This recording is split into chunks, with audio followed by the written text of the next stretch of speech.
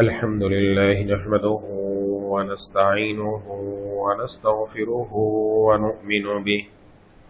ونؤمن به ونتوكل عليه ونعوذ بالله من شرور أنفسنا ومن سيئات أعمالنا من يهده الله فلا مضل له ومن يضلله فلا هادي له ونشهد أن لا إله إلا الله وحده لا شريك له ونشهد أن سيدنا ومولانا محمدا عبده ورسوله صلى الله تعالى على خير خلقه محمد وعلى آله وأصحابه ومن تبعهم بإحسان إلى يوم القيامة.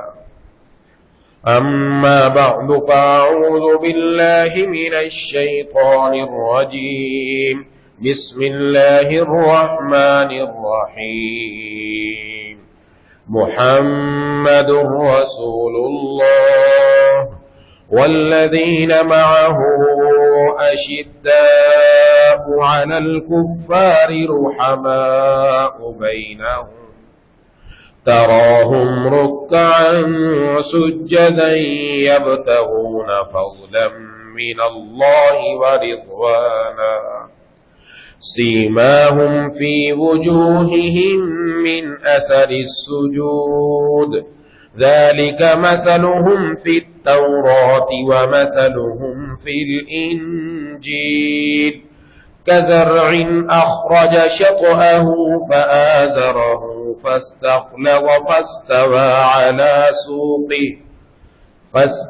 على سوقه يعجب الزراع ليغيظ بهم الكفار. وعد الله الذين آمنوا وعملوا الصالحات منهم مغفرة وأجرا عظيما. صدق الله العظيم.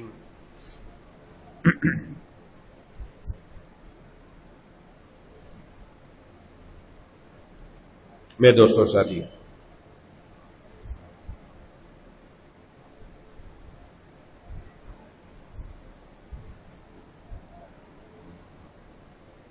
قرآن کریم کی 26ویں پاری کی ایک آیت تلاوت کی ہے. اس میں اللہ تبارک و تعالی نے محبوب کبریا خاتم الانبیاء سرکار دو عالم صلی اللہ علیہ وسلم کی شان بیان فرمائی ہے، اور آپ کے متبعین، آپ کی پیروی کرنے والے، آپ کے حکموں کو اپنانے والے، ان کی کچھ نشانیاں بیان فرمائی ہیں.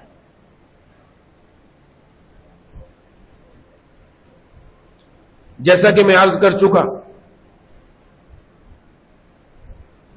کہ آپ صلی اللہ علیہ وسلم اللہ تبارک و تعالی نے آپ کو ہمارے لیے ایک بہترین اور عمدہ مثال بیان فرمایا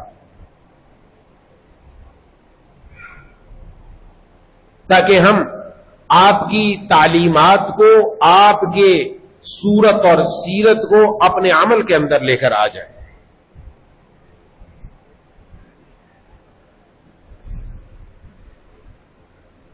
اس کے لیے دو باتوں کا جاننا ضروری ہے.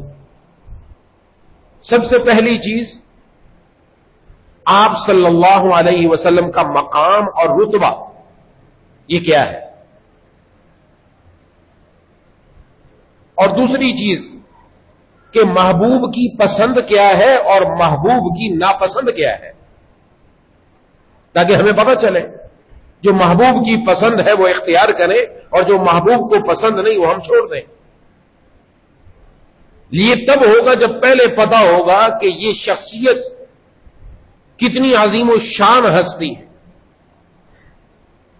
قرآن کریم میں تو اللہ تبارک و تعالیٰ نے آپ کے لیے فرما دیا وَرَفَعْنَا لَكَ ذِكْرَكَ، ہم نے آپ کا ذکر بلند کر دیا، کریں گے نہیں، کر دیا۔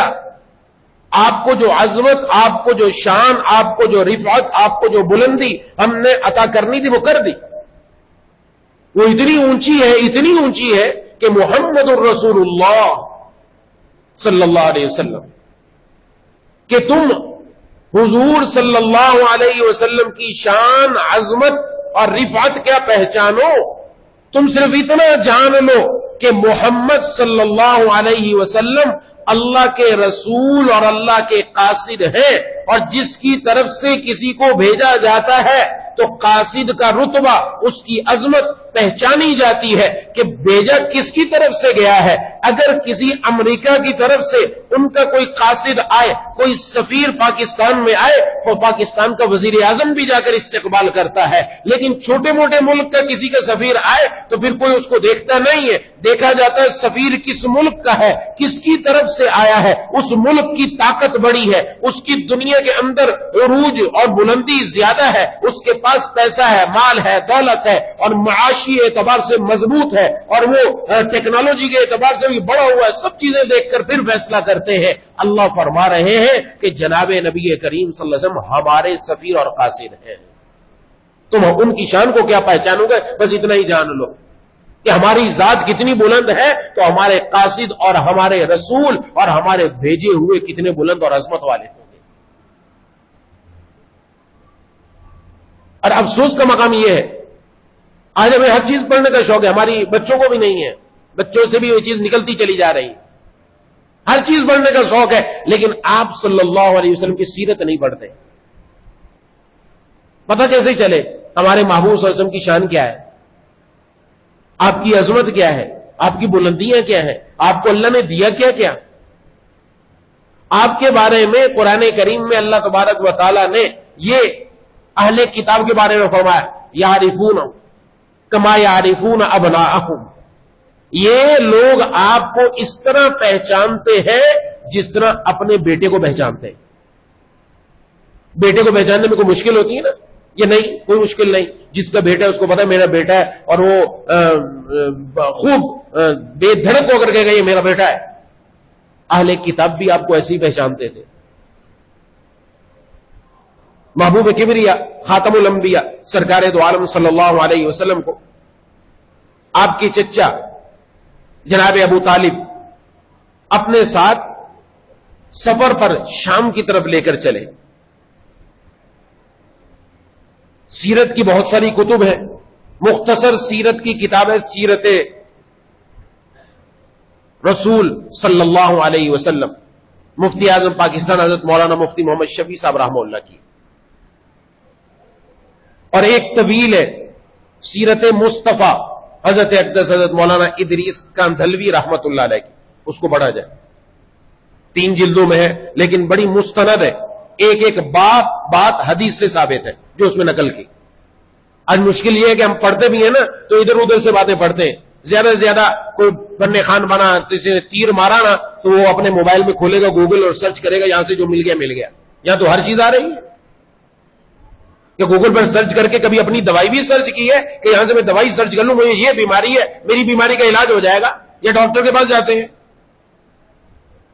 یہاں سے سرچ کر لینا چاہیے، نہیں کرتا کوئی بھی آدمی، کوئی بھی عقل مند آدمی یہ کام نہیں کرے گا، پتا ہے یہاں سے سرچ کر کے دوا لے بھی لیں، الٹا نہ الٹا ہی پڑ جائے۔ دین کا معاملہ اس سے بڑا ہے، کوئی معمولی بات نہیں، چھوٹی موٹی بات نہیں ہے۔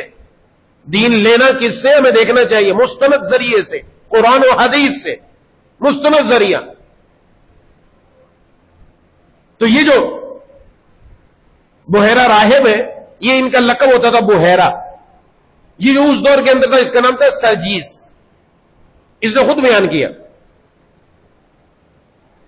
یہ میں اس بات پر بتانا چاہتا ہوں کہ وہ کیسے جانتے تھے آپ صلی اللہ علیہ وسلم کو، اور ہم کیسے جانتے، خود اندازہ لگ جائے گا کہ ہم کیسے جانتے۔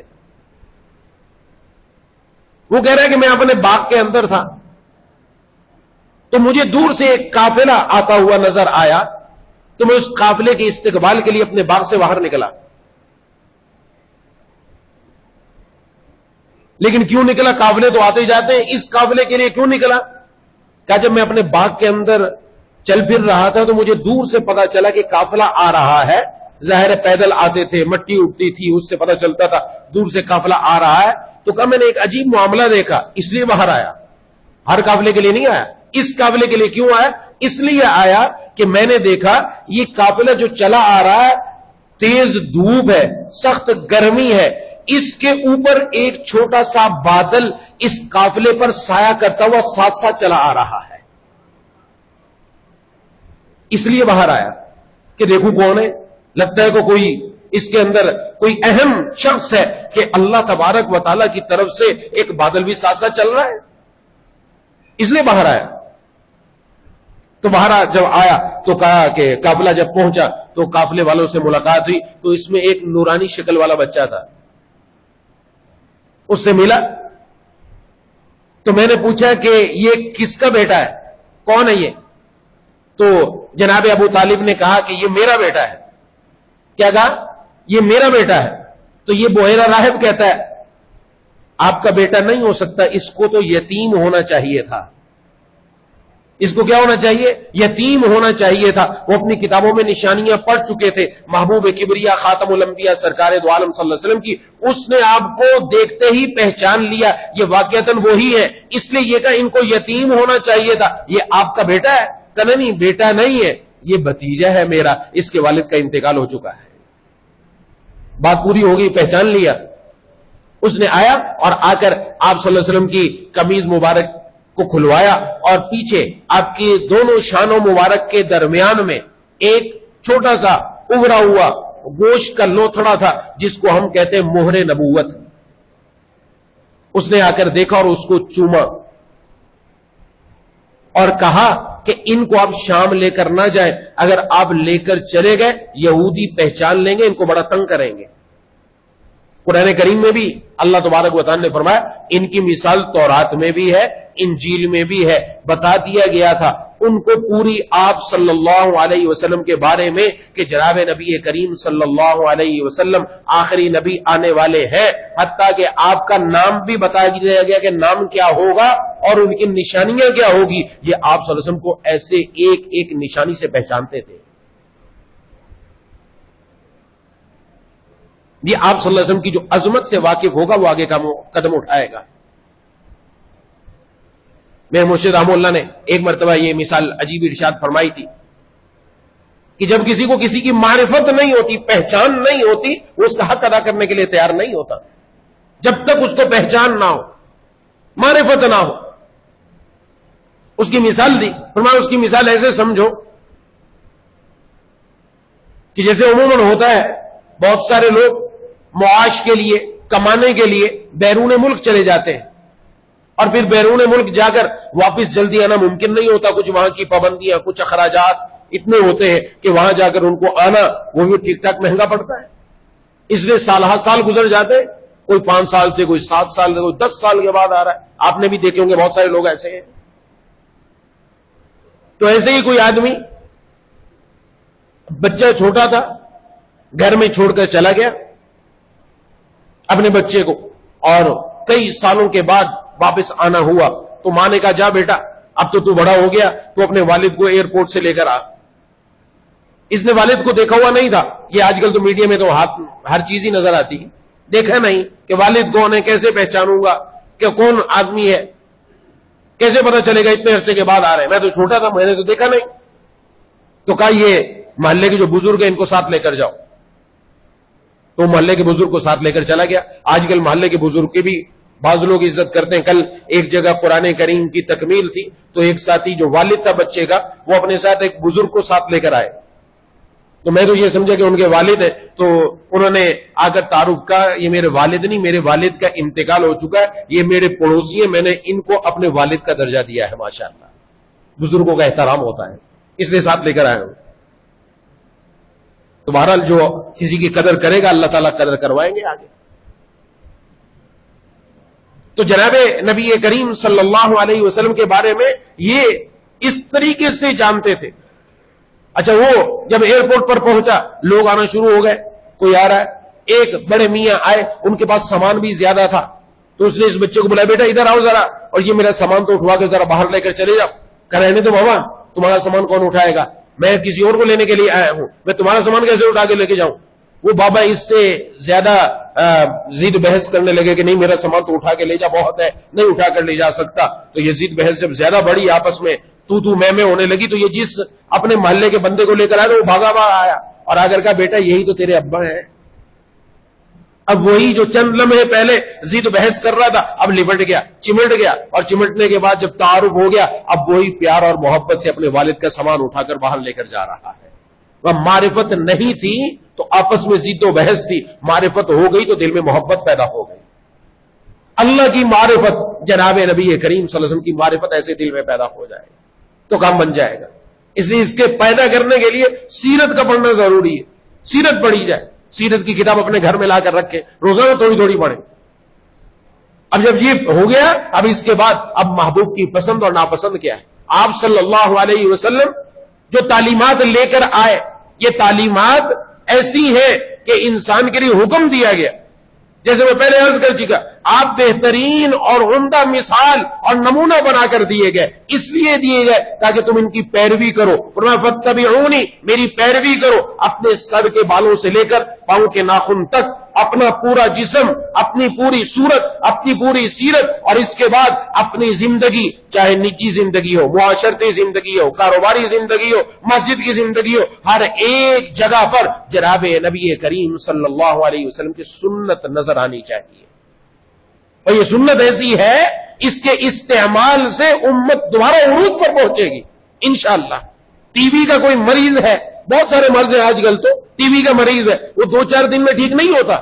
اگر مرض ہو گیا خدا نہ خواستہ کسی کو، اللہ تعالیٰ سب مسلمانوں کی حفاظت فرمائے، کہ کسی کو ہو جائے اس کا 6 مہینے کا کورس ہے، اس کا سال کا کورس ہے، فلاں بیماری کا اس کا 2 سال کا کورس ہے، اس کا 10 مہینے کا کورس ہے، مختلف کورس ہے، کورس کرے گا، روزانہ وہ گولی کھاتا رہے، روزانہ گولی کھاتا رہے اور ساتھ پرہیز بھی کرتا رہے، ایک وقت آئے گا کہ اللہ تعالیٰ کے حکم سے اس کو شفا ہو جائے گی۔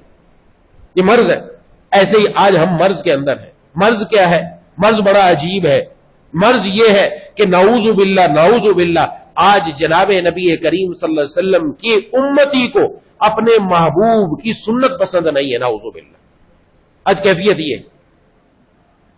کوئی بھی بات آ جائے ایک طرف فیشن پہلے ہونا چاہیے۔ ہم اپنے سر کے بالوں کو دیکھیں، یہ تھوڑی سی مثال عرض کر رہا ہوں، سر کے بال کس انداز کے ہیں؟ آج ہمارے نوجوان بچے اور بچیاں، ان کے ہاتھوں کے ناخن کس طریقے کے ہیں؟ ان کے کپڑوں کا انداز کس طریقے کا ہے؟ یہ گھروں میں اٹھنا بیٹھنا کس طریقے کا ہے؟ شادی کس طریقے کے مطابق ہو رہی ہے؟ غمی کس طریقے کے ساتھ ہو رہی ہے؟ خوشی کس طرح منائی جا رہی ہے؟ محبوب کبریا خاتم الانبیاء سرکار دو عالم صلی اللہ علیہ وسلم کا طریقہ سامنے ہے، لیکن اس کو چھوڑ رہا ہے۔ یہ نہ صرف چھوڑ رہا ہے بلکہ معاملہ تو الٹ یہاں تک پہنچ چکا، اب اس پر اعتراض بھی کر رہا ہے، نعوذ باللہ۔ دنیا کے کسی قانون پر کسی کو اعتراض کرنے کا حق نہیں ہے، اب ذرا عدالت میں جا کے اعتراض کر کے دکھائیں، توہین عدالت کا نوٹس جاری ہو جائے گا، کارروائی شروع ہو جائے گی۔ ذرا بول کے دکھائیں، آپ کسی اپنے سرکاری ادارے کے خلاف، فوج کے خلاف ذرا بول کر دکھائیں۔ دنیا کے اندر ہر جگہ نظام ہے، قانون ہے کہ کسی قانون کے اوپر بولنے کی اجازت نہیں ہے آپ کو، اور صرف ایک ہی بات رہ گئی ہے، وہ اللہ کا قرآن رہ گیا جس پر ہر آدمی بولے آ کر، حضور کی سنت رہ گئی جس پر ہر آدمی آ کر اعتراض کرے، اور وہ بھی کرنے والا مسلمان ہے۔ کس منہ سے جناب نبی کریم صلی اللہ علیہ وسلم کی خدمت میں جائے گا؟ جن کی شان اتنی بلند، اتنے بلند ہونے کے باوجود جنہوں نے ہمیں یاد رکھا، آنے والی امت کو یاد رکھا، قیامت تک آنے والی امت کو یاد رکھا، دنیا میں بھی یاد رکھا، آخرت میں بھی یاد رکھیں گے، وہ بھی سفارش کریں گے، وہ تو ہمیں چھوڑنے کے لیے تیار نہیں ہے۔ اور آج امتی ہے کہ سر سے لے کر پاؤں کے ناخن تک یہ آج غیروں کے طریقے کے اندر ان کے سانچے میں ڈھلا ہوا نظر آتا ہے۔ کیا کریں گے؟ آپ صلی اللہ علیہ وسلم سر کے بال کس طرح ہوا کرتے تھے؟ 3 طریقے ہیں سر کے بال رکھنے کے۔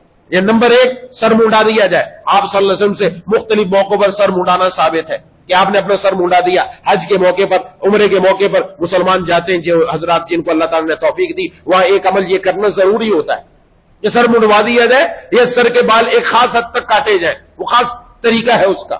تو آپ صلی اللہ علیہ وسلم نے اس موقع پر کاٹا، بال منڈوا دیے، اور منڈوا کر آپ نے دعا بھی فرمائی، اے اللہ جنہوں نے سر گنجا کر دیا، بال چھوٹے نہیں کیے، جنہوں نے سر گنجا کر دیا ان پر رحم فرما۔ حضرات صحابہ اکرام نے عرض کیا جنہوں نے بال چھوٹے کیے آپ نے ان کے بارے میں دعا نہیں کی، پھر کہا جنہوں نے گنجا کروا دیا سر ان کے اوپر رحم فرما۔ انہوں نے پھر عرض کیا کہ جنہوں نے بال چھوٹے کروا دیے آپ نے پھر تیسری مرتبہ فرمایا جنہوں نے سر گنجا کیا ان پر رحم فرما۔ انہوں نے کہا جنہوں نے بال چھوٹے کیے، چوتھی مرتبہ فرمایا جنہوں نے بال چھوٹے کیے اللہ ان پر بھی رحم فرما۔ نمبر 1، اگر آپ کہتے ہیں نہیں گنجا ہونا نہیں پسند نہیں آتا بعض کو کہ پسند نہیں ہے، تو شریعت نے اس میں اختیار رکھا ہے آپ کے 3 آپشن ہے، ان میں سے کوئی ایک اختیار کیا جا سکتا ہے۔ گنجے نہیں ہو سکتے تو سر کے بال برابر رکھے جائیں، برابر ہر طرف سے، چاروں طرف سے برابر ہو۔ یہ آج کا دستور نہیں جو آج کل چل رہا ہے، کیا فیشن چل رہا ہے کہ سر کے اوپر کے بال تو موجود ہیں اور دائیں بائیں کے باقاعدہ اس طرح لگا کر صاف کر دیے گئے، اور سمجھا کیا سمجھا جا کر باقاعدہ بتایا جاتا، اور نائی نے بھی سامنے تصویر رکھی ایسا بنا دوں، اور ماں بیچ کے اپنے بچے کو ایسے کٹوا گیا، باپ بھی کہتا ہے ایسا کٹوا گیا، یہ کٹوانے کا حکم دیا گیا۔ اس کے بارے میں حدیث شریف میں جناب نبی کریم صلی اللہ علیہ وسلم نے فرمایا نہا عن القزع، حضور صلی اللہ علیہ وسلم نے اس طرح بال کٹوانے سے منع فرمایا، قزع سے منع فرمایا۔ مسلم شریف میں، بخاری شریف میں، بڑی بڑی کتابوں میں آپ جا کر دیکھ لیں، منع فرمایا کس طریقے سے کہ سر کے کچھ بال تو چھوڑ دیے جائے اور کچھ پر اس طرح لگا کر برابر کر دیا جائے، ناجائز ہے، منع کیا۔ آج امتی بہت خوش ہے، ہم تو بچے کو ہی اسی پر پروان چڑھاتے اور بچے بھی ڈسکو بال لگواتے ہیں، اس کو حضور کی سنت کے اندر نہیں لاتے۔ آپ صلی اللہ علیہ وسلم کی سنت سب سے پیاری، آپ کا چہرہ انور سب سے پیارا، آپ کی ذات اقدس سب سے پیاری، آپ کی سنت اصل بھی ہے، اجمل بھی ہے، اکمل بھی ہے، ہر طریقے سے پیاری ہے، آپ کی ہر ہوا پیاری ہے، لیکن آج ہمارے بچے کو بھی وہ پیار والی صورت پسند نہیں ہے، نعوذ باللہ۔ کرے تو کرے گیا، یہ میں اس طرح بات سمجھانا چاہ رہا ہوں۔ کیوں؟ اپنے محبوب کی پہچان نہیں ہے، معرفت نہیں ہے، یہ کوئی عام انسان نہیں ہے، ان کی تو کیا رفت اور شان بیان کی جائے۔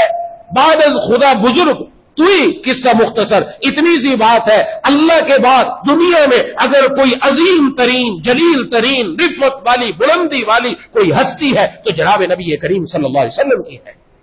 اتنی اونچی ہستی، اتنی اونچی ہستی، ان اونچی ہستی کا عمل آج میں اور آپ پسند نہ کریں، اور کلمہ ہم نے ان کا پڑھا اور امید رکھیں کہ کل قیامت والے دن وہ سفارش کریں گے، اور اگر وہاں پوچھ لیا کہ میرے اندر تو نے کیا خامی نظر آئی، بندہ جس حالت میں مرے گا اسی حالت میں اٹھایا جائے گا، یاد رکھیے جس حالت میں مرے گا اسی حالت میں اٹھایا جائے گا۔ اگر وہ مرا حضور کی سنت کاٹتے ہوئے اسی حالت کے اندر کل قیامت والے دن اٹھایا جائے گا۔ حضور نے دیکھ لیا کہ تو نے اب میرے جیسا چہرہ کیوں نہیں بنایا، جواب کیا ہوگا؟ ہے کوئی جواب کہ میرے جیسا طریقہ اختیار کر کے کیوں نہیں آیا؟ آخر کون سی کمی تھی؟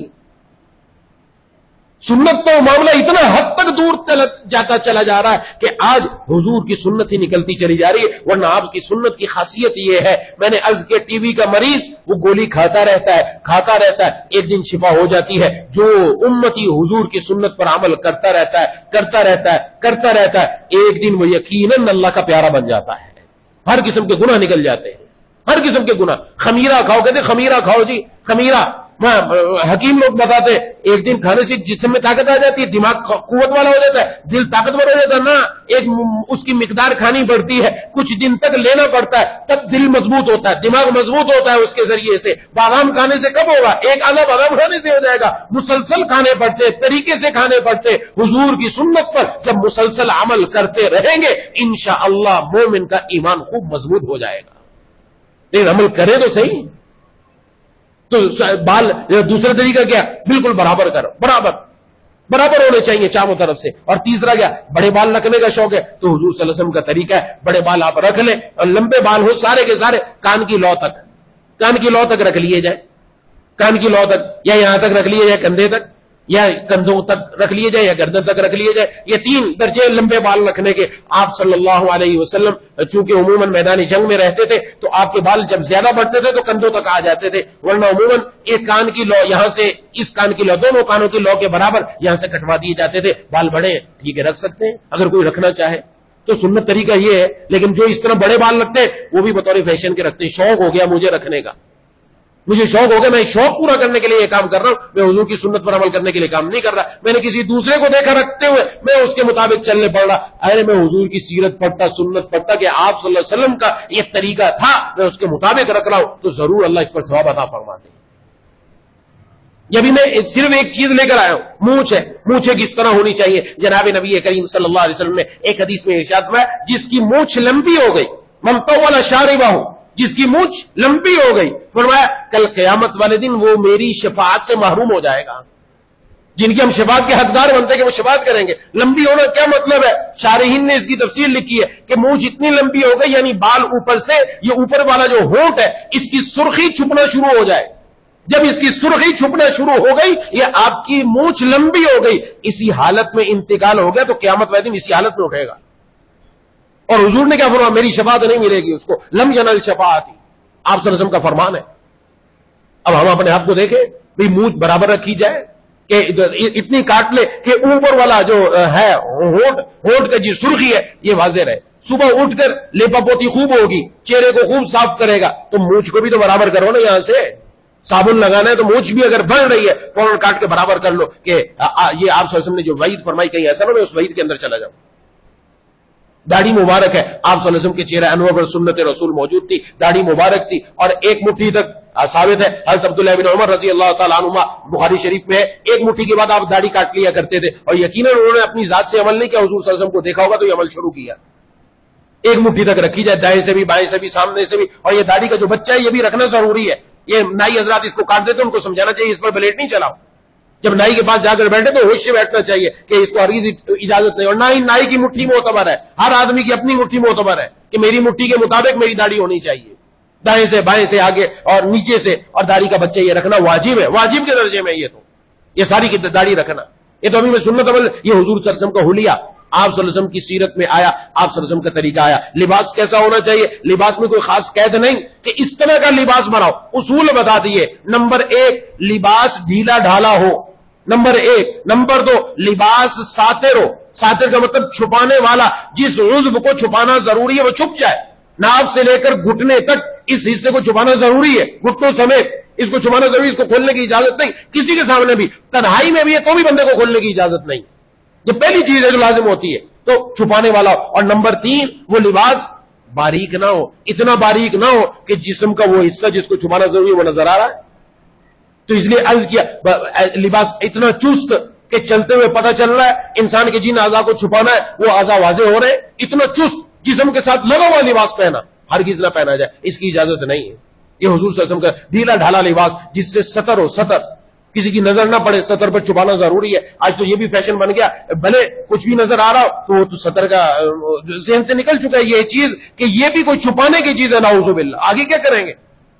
حالانکہ اس سے تو بچے کو بتانا چاہیے۔ ایسے بچے تھے جو ماں باپ کے سامنے بھی آنا گوارا نہیں کرتے کہ نہیں ہم الگ میں کپڑے پہنے گے، اگرچہ چھوٹا نابالغ ہے اور 5 سال کا، 6 سال کا، 7 سال کا، جنہوں نے بچوں کی تربیت کی، ان کے بچے کے طبعی طور پر اندر اللہ نے شرم رکھی ہے، حیا رکھی ہے۔ یہ بڑا ہوتا جاتا ہے، ماں باپ کو دیکھتا ہے، دائیں بائیں دیکھتا ہے، ویسے ویسے شرم نکلتی چلی جاتی ہے، اور شرم یہ نکل گئی کہ اب لباس ایسا پہنا، نعوذ باللہ ہماری بچیوں نے، ہمارے بچوں نے، بچیوں ان کا تو جسم سارا ہی چھپانے والا ہے، ہاں، اور بچوں نے ایسا ایسا لباس پہنا کہ ٹخنے تو کھولے نہیں، گھٹنے ننگے کر دیے، گھٹنے ننگے کر دیے، گھٹنے ننگے کر کے کھیل رہے، چل پھر رہے، اور کوئی ان کو پرواہ نہیں ہے۔ یہ کیا ہو رہا ہے؟ حضور کا امتی ہے، اس نے کلمہ لا الہ الا اللہ پڑھا، اس نے محمد رسول اللہ پڑھا، یہ دعوے دار ہے اللہ تبارک و تعالیٰ کی وحدانیت کا، یہ کہتا ہے حضور سے محبت ہے۔ ارے محبت ہے تو جسم پر نظر تو آنا چاہیے عمل، یہ عمل نظر کیوں نہیں آ رہا؟ کمی ہے۔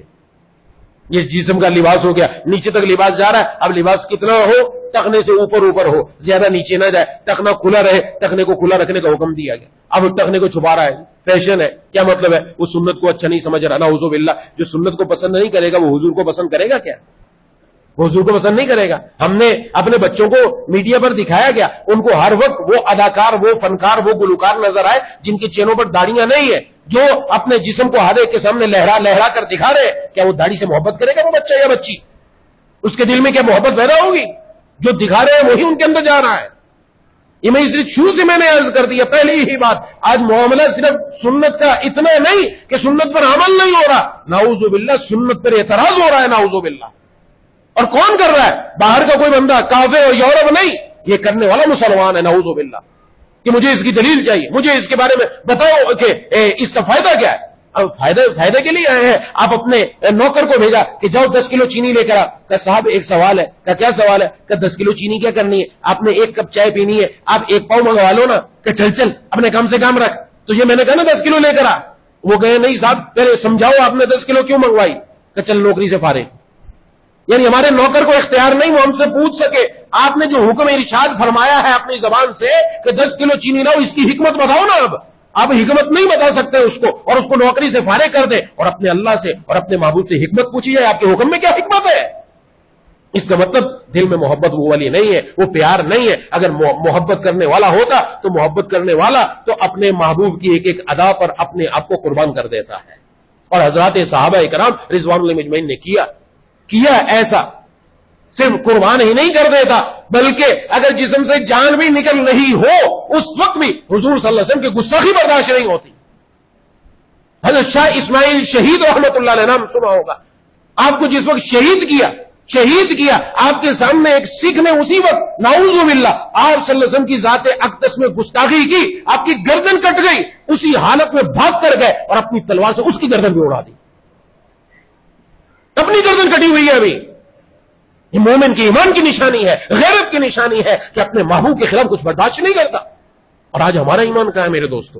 ہمیں سوچنا ہے خدا کے لیے، سوچیں، صرف نام کافی نہیں ہے، عمل زندگی میں آنا چاہیے۔ محبوب کبریا خاتم الانبیاء سرکار دو عالم صلی اللہ علیہ وسلم کے ہاں حاضری تو چاہتے ہیں کہ ہماری حاضری ہوتی رہے، لیکن وہاں حاضری ہو، وہاں جا کر ہم اپنا دکھڑا سنائیں گے، لیکن دکھڑا سنانے سے پہلے اپنے آپ کو کچھ بنانا تو چاہیے۔ حضرت اقدس حضرت خالد اقبال طائب صاحب دامت برکاتہم فرماتے ہیں کہ جب حضور صلی اللہ علیہ وسلم کے پاس جانا ہے تو اس سے پہلے کہ روزے پہ ہو حاضری، روزے والے کی صورت بنا لیجیے، روزے والے کی صورت بنا لیجیے، ان کو دکھڑا سنائے مگر بعد میں ان کا مکھڑا سا تو بنا لیجیے کہ ان جیسا پہلے صورت تو بنا لو، پھر جناب نبی کریم صلی اللہ علیہ وسلم کے پاس خدمت میں حاضر ہو تو پھر مزہ ہی کچھ اور ہے۔ اس لیے ضرورت اس بات کی ہے کہ ہم یہاں بیٹھنے کا مقصد آپ صلی اللہ علیہ وسلم کی تعلیمات کو اپنی زندگی میں لانا۔ پچھلی مرتبہ عرض کر دیا تھا درود شریف کا خوب اہتمام کیا جائے، خاص طور پر جمعے والے دن، ساتھ ساتھ سیرت کا بھی پڑھنے کا اہتمام کریں کہ سیرت اپنی زندگی میں آئے اور آپ صلی اللہ علیہ وسلم کی ایک ایک سنت اپنی زندگی میں لانے کی کوشش کریں۔ دعا ہے کہ اللہ تعالیٰ مجھے اور آپ کو ان باتوں پر عمل کرنے کی توفیق عطا فرمائے۔ وآخر دعوانا ان الحمدللہ رب العالمین۔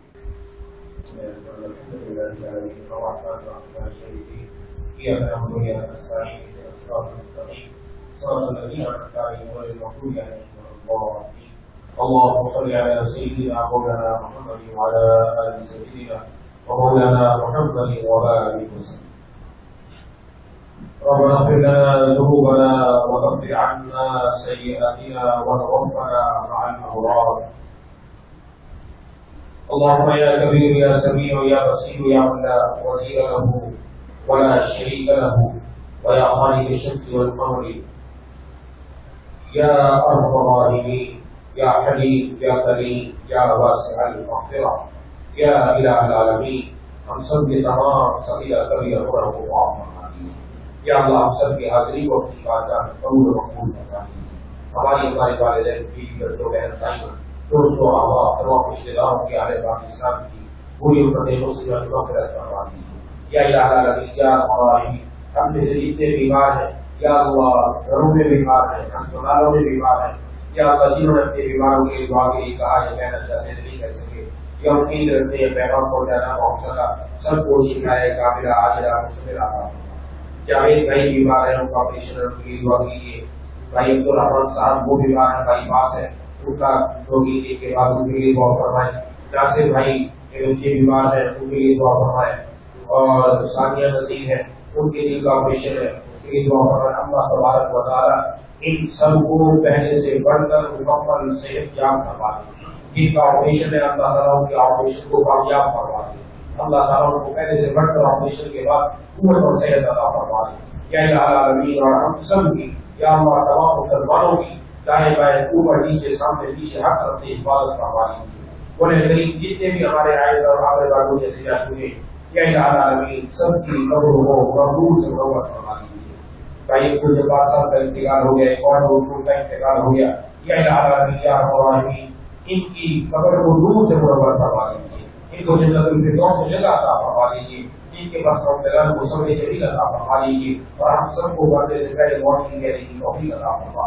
یا الہ العالمین یا رب العالمین، ہمیں اپنے محبوب صلی اللہ علیہ وسلم کی سنت کے سانچے میں رہنے کی توفیق عطا فرما، عاصی کے حسد شریروں کی شرکت سے نفس تک کی حفاظت فرما۔ یا اللہ ہماری آنکھوں میں، ہماری زبان میں، ہمارے کانوں میں، ہمارے دل میں، ہمارے پورے جسم میں نور پیدا فرما، بولے کریم ہم سب کو سرا پہ نور بنا دیجیے، بولے کریم یا الہ العالمین یا رب العالمین، یا جلال والاکرام یا اللہ، معاشی اعتبار سے یا اللہ جو مسلمان کمزور ہے یا اللہ ان سب کو یا الہ العالمین رزق وافر برکت والا عطا فرما، بولے کریم مرضی کو روزگار میسر ان کی روزی میں خوب برکت عطا فرما، ماہانہ سالانہ یوم خرچ آسانی کو فرما، بولے کریم یا الہ العالمین کسی کو معروف کا فرما، جو میری اولاد ہے ان کو نیک ساری اولاد عطا فرما، جو اولاد والے ان کی اولاد کو نیک تقریب اور اعزاز بنا، جن کی بچوں کے رشتے نہیں آ رہے ہیں جو بھی رشتے نصیب فرما، جن کے رشتے آج کے وسائل کی کمی ہے سے وسائل مہیا فرما۔ ایک دو ساتھی اور ہیں جنہوں نے کوئی بات خریدی ہے اس کے کچھ معاملات میں پریشانی ہے، ان نے بھی دعا کے کہا یا الہ العالمین ان کے معاملات کو آسانی بخوبی حل کروا دیجیے، اور بہت سارے ساتھی ایسے بھی آ کر بتاتے رہتے ہیں قرض کر کر جھگڑے ہوئے، کچھ پیسے پر لگے ہوئے، پھنسے ہوئے، یا الہ العالمین یا اللہ جتنے مقروض ہیں، جتنے لوگوں نے اپنے قرضوں کے لیے کہا یا اللہ ہم میں سے کوئی مقروض ہے سب کو یا اللہ اپنے خیر کے خزانوں سے یا اللہ یہ قرضوں کے ادا کرنے کی ترغیب بڑھوا دی، بڑے غریب اور جتنوں کی یا اللہ اپنے پیسے حلال رقم پھنسی ہوئی ہے بڑے غریب کو اپنے یا الہ العالمین خاص کرم فرما کر، خاص رحم فرما کر، جن لوگوں کے پاس ان کی رقم میں پھنسی ہوئی ہے یا اللہ ان کے لیے نرمی پیدا فرما کر ان کو دولت پاس واپس کرنے کی توفیق عطا فرما، اور جن کے کاروبار رک چکے ہیں آگے بڑھ رہے ہیں یا اللہ ان کے کاروباروں میں برکت عطا فرما، ان کے کاروباروں کو جاری اور ساری فرما، بڑے غریب یا الہ العالمین اور ہم سب کی ہر مشکل پریشانی دور کرنا۔ اللهم كل خير لكل مسلم ومسلمة، اللهم ارحمنا على محمد صلى الله عليه وسلم۔